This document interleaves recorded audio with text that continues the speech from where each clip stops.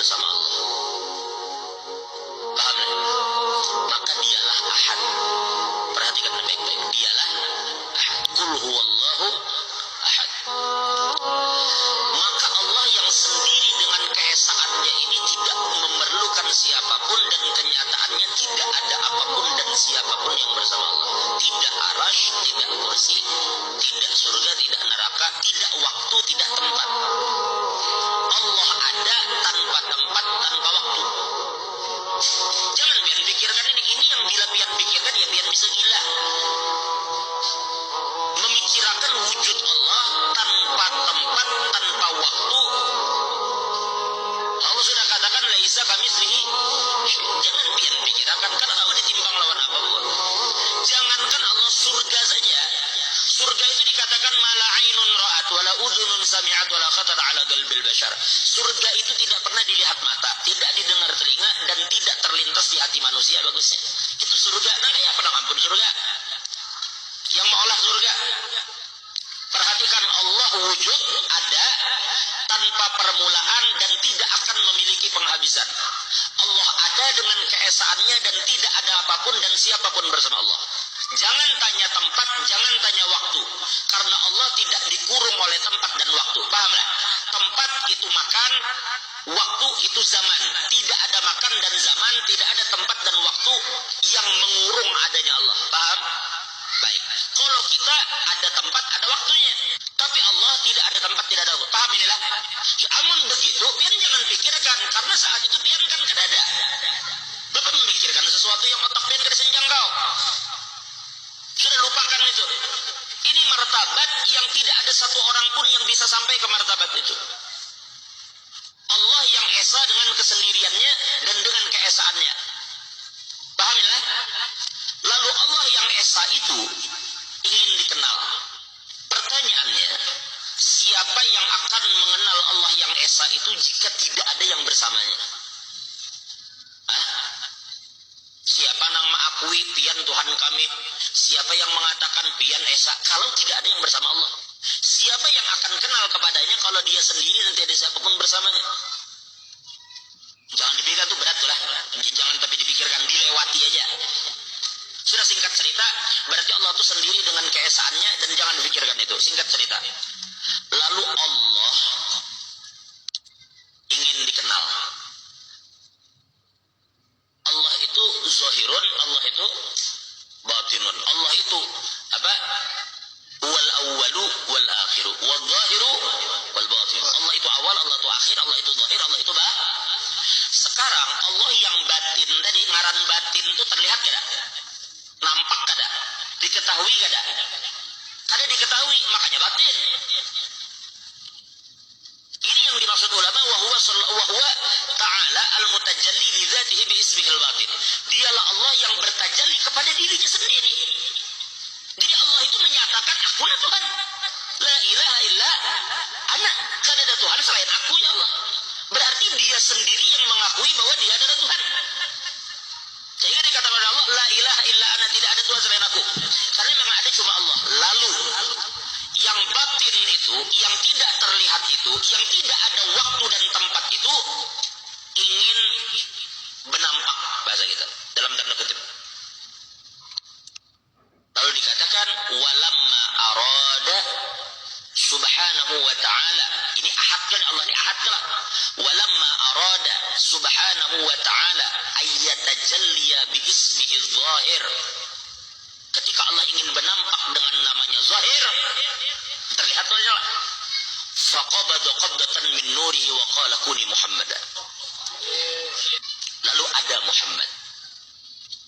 Jadi Muhammad ini adalah aslu kullil mawjud, asal dari semua yang ada ini ada Muhammad. Intinya ada sekarang Muhammad, tapi saya sudah Muhammad itu diambil dari isim maf'ul, tetapi di saat yang sama diambil dari isim makan dan isim zaman.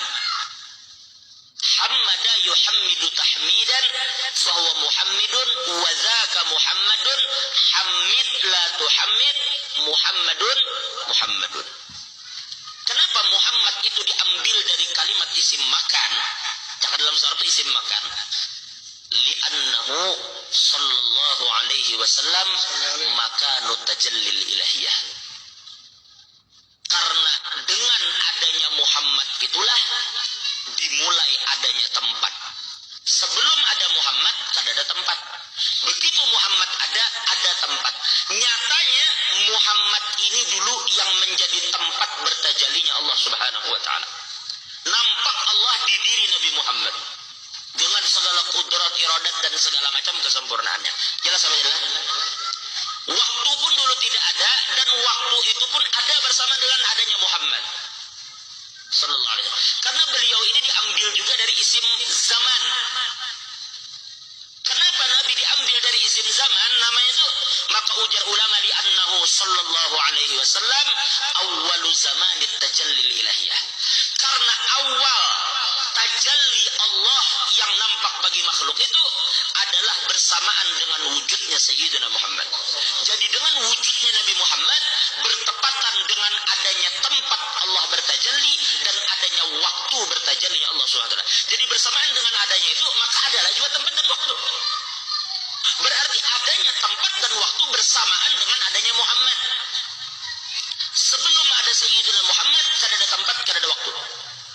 Jadi pahami ini baik-baik. Lalu sebenarnya dikenallah di langit itu, jangan langit karena ada pulang madahkan Allah bertempat. Intinya Allah hanya Allah dan sekarang ada Allah dan Muhammad. Itulah kenapa di langit nama itu hanya disebut dengan Ahmad. Karena jika Ahmad itu dipisah, jadilah Ahad dan Muhammad. Pahamlah? Pahamlah? Muhammad bila dimasukkan ke dalam kalimat Ahad, jadilah Ahmad. Ahmad bila dibuang mimnya, jadilah Ahad. Ahmad keluarkan mim berdiri sendiri, jadilah Muhammad. Artinya Muhammad dan Ahad itu kada berpisah. Kisah di dunia begitu turun ke dunia jadilah Muhammad. Tetapi di langit Ahmad. Pian kira pian memuji Nabi itu sampainya ke Nabi kah? Pian pikir begitu.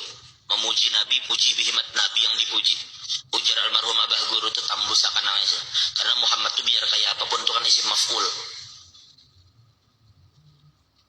Bisa ada fa'il di situ kan. Bagusnya guru sirat bila mau olah teh nyaman banar. Itu hakikatnya kan ada memuji tehnya, Bang. Hah? Pian tahu kayak apapun pian memuji Nabi Muhammad. Muhammad itu adalah tempat tertumpuknya semua pujian. Tapi hakikatnya yang dipuji itu cuma satu sebenarnya. Itulah kenapa di kalimat Al-Quran yang pian baca setiap hari dalam setiap salat, Alhamdulillahi Rabbil. Alhamdulillah itu alif lam lil istighraq. Alif lam itu menunjukkan bahwa semua hamdun, semua pujian tidak akan pernah bisa diberikan kepada yang selain Allah. Mereka mengatakan segala puji hanya milik Allah. Bukan segala puji. Bukan artinya kita memuji Tuhan, bukan. Artinya alhamdulillah semua pujian itu memang milik Allah, bukan milik yang lain selain Allah. Itu maksudnya. Itu maksud daripada alif lam lil istighraq. Habis-habis semua pujian itu ampun Tuhan, jangan ada yang selain Tuhan. Artinya ketika pian memuji habis-habis kepada Nabi, hakikatnya pian sedang memuji Allah. Jangan pian kira memuji Nabi, memuji Allah ini sesuatu yang berbeda. Ada.